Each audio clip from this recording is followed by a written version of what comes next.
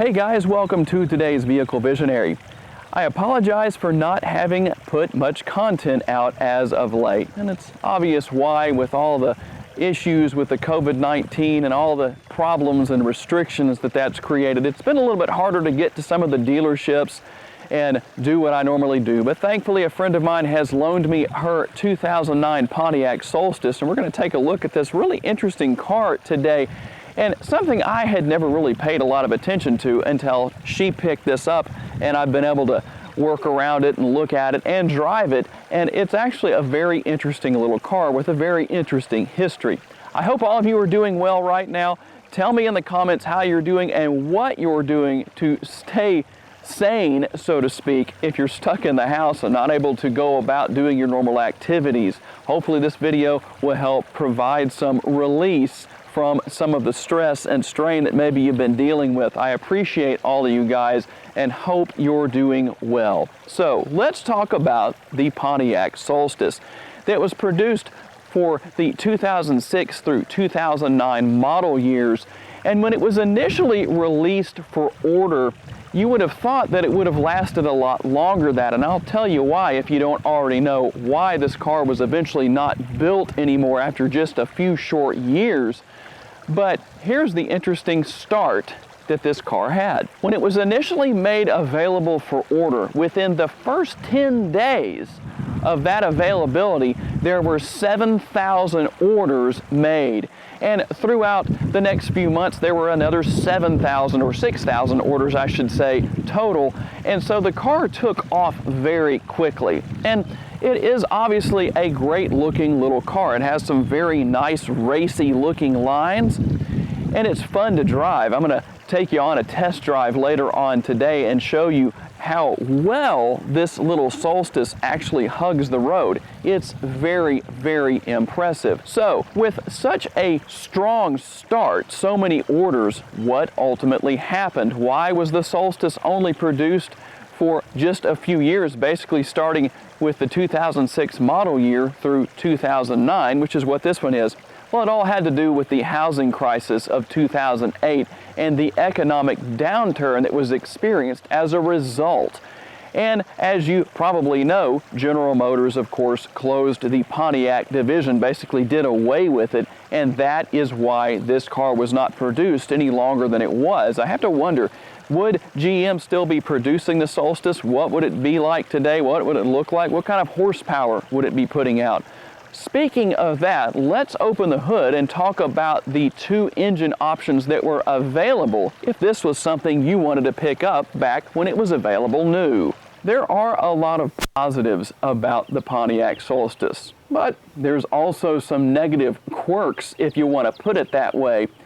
It has great styling, it handles great, and it accelerates somewhat well. The car weighs a little under 2,800 pounds, so acceleration definitely is not a problem, even though the horsepower numbers are not ultra impressive.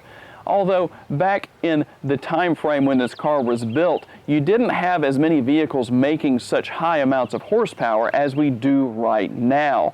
So some of the negatives about the car are the fact that the top is a bit finicky to handle, and I'm going to show you how to put it down and put it back up as far as this convertible top goes. Storage space is very minimal and a little bit awkward. You have to be a creative person to maybe fit more things into the trunk that in and of itself is a little awkward to deal with because the trunk lid opens in the opposite direction of what you would expect, kind of like the hood here does on the front end. Speaking of the hood, under the hood of this particular model is the 2.4 liter naturally aspirated four-cylinder that puts out 177 horsepower and 166 foot-pounds of torque. This model is mated to a 5-speed automatic transmission, but you could have a 5-speed manual mated to a 2-liter turbocharged four-cylinder, and it made 260 horsepower and 260 foot-pounds of torque.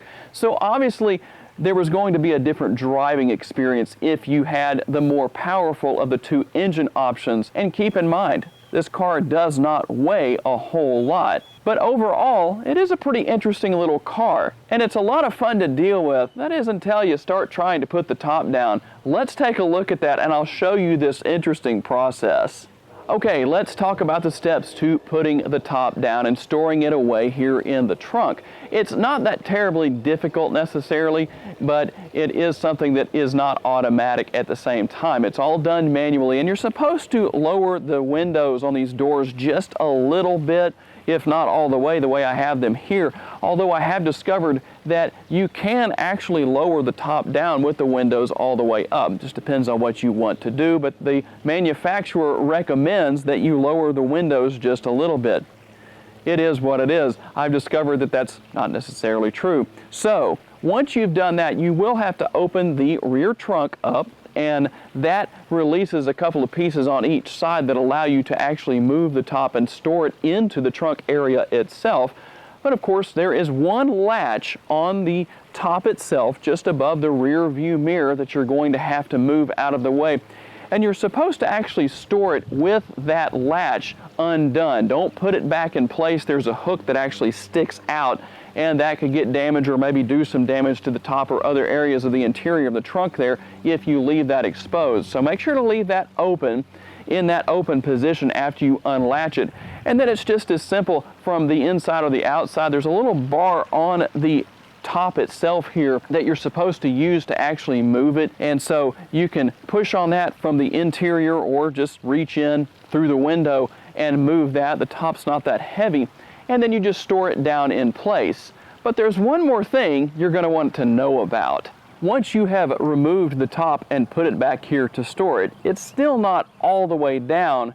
In fact, you have to press down on it a good little bit to make sure both sides are down. I'm doing this from one side, but you can walk around to the other side to do that. And don't ever put the trunk down, the trunk lid down from one side or the other. So let's talk cargo space. I said that was definitely lacking in this particular car, and it ranges between 2.1 cubic feet and 5.6 cubic feet.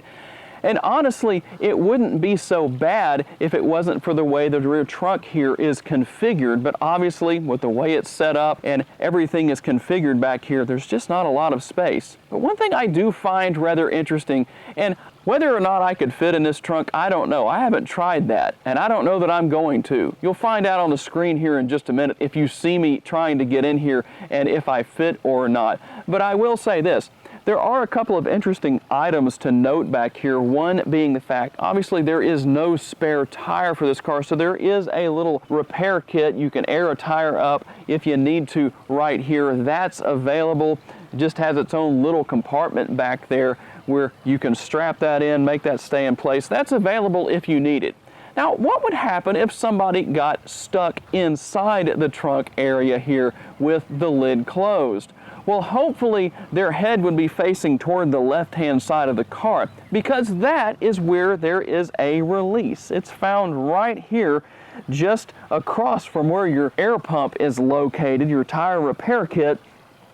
And so obviously if somebody got trapped in here, well, let's just hope their feet aren't facing the left-hand side of the car, because they would never be able to reach anything over here. Maybe there should have been one on each side. Not that there have been a lot of reported cases of people getting stuck in the trunk area of the Pontiac Solstice. Now that I've made my way into the interior of the Solstice, I'm 5'10" and I have the seat set where I would drive this car. And the interesting thing about it, depending on your height, the owner of this car is a little shorter than I am. I don't know what her height is, but she's definitely not 5'10". And so in the position where I have the seat set right now, she would be too low.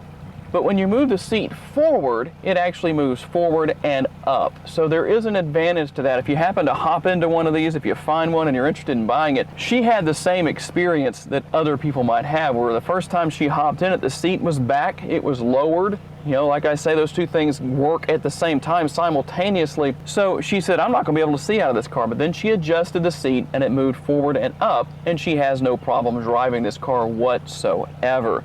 You do actually have some steering wheel mounted controls, things for cruise control, or buttons I should say for cruise control, adjusting the volume on the steering wheel. You can actually answer and hang up on phone calls, and there are a lot of bits of information you can run through on the dashboard. On the right hand side of the dashboard, on the lower part of the tachometer, that will give you a lot of information about gas mileage, oil life, things like that.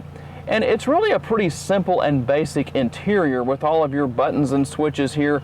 The air conditioning is controlled right here just under the two middle air conditioning vents, and that is one big advantage to a smaller car like this. If you're running the air or the heat, depending on what's necessary, it tends to work really well because you don't have a lot of cabin space to cool or to warm.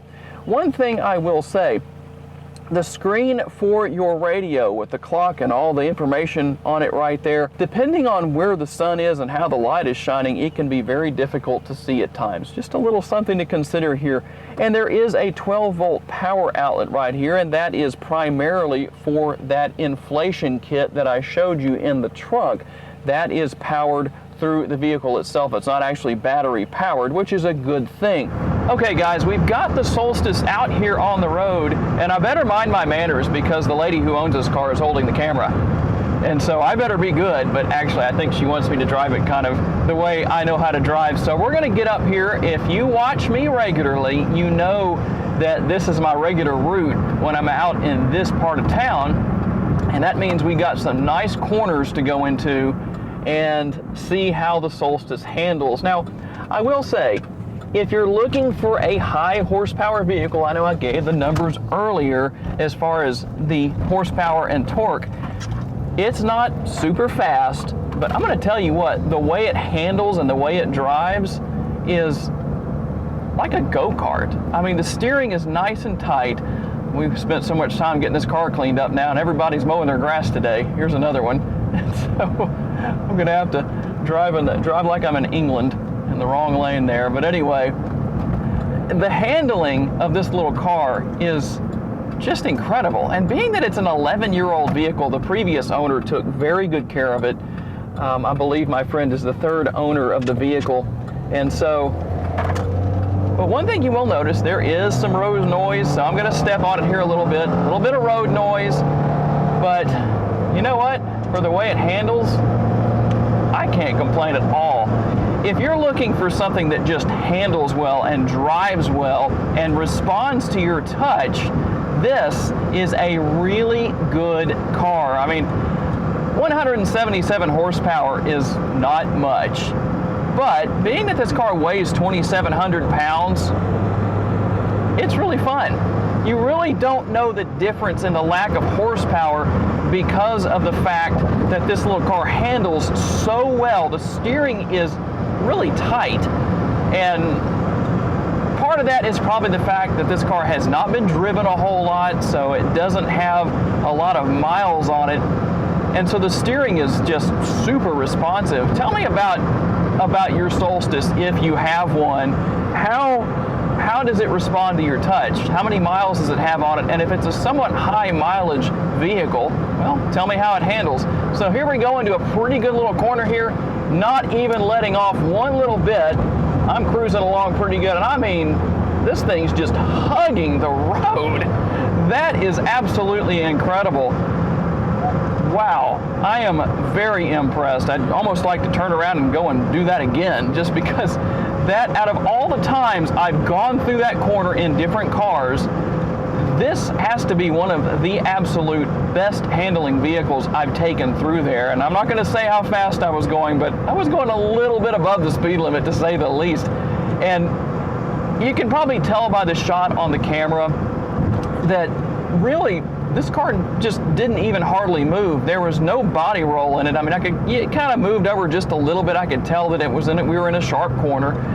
And part of the help there is the fact that the seats here are very well bolstered. I mean, even when this car was brand new, the price wasn't that terribly bad.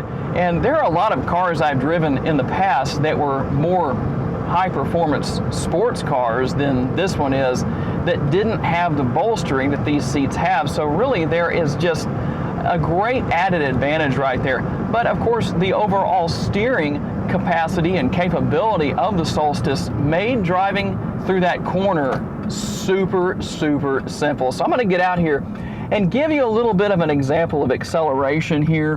Hopefully there's no cars coming, and that's good, there's not, so we can get out here and I can step on it. A little bit of road noise.